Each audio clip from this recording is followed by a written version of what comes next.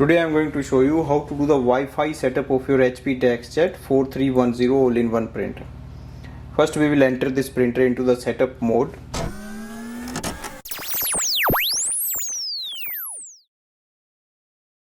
On the control panel, press and hold the wireless button and the cancel button together for 3 seconds and then release it. The wireless light will start to flash. Printer is ready for the setup process. Go to your smartphone and open the HP app. You can download it from the App Store. In the App Store you have to type in HP app and then download this app here. Open. To start the setup, click on the add device. Select the first option, launch setup. On the next page you will see your HP DeskJet 4300 series. Select it. Click yes. It will display the Wi-Fi network name. It will be the same name your smartphone is connected to. Click next.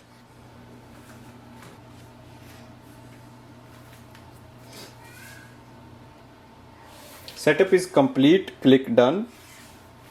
Printer is connected with the Wi-Fi network. Now press the flashing information button on the printer control panel. Press the I button once and continue the setup process. For the printer privacy, click on the accept all. You can also select decline optional data. Select your country and click continue. On this page you can sign in with your HP account. You can create it, it's free, or you can click on the skip account activation. You can do it later. So right now we'll just finish the setup. Do not enable link delivery, we can do it later. Skip the offer. For updates, it's easy to click on the auto updates just for the printer. To save the ink, click on the skip printing page.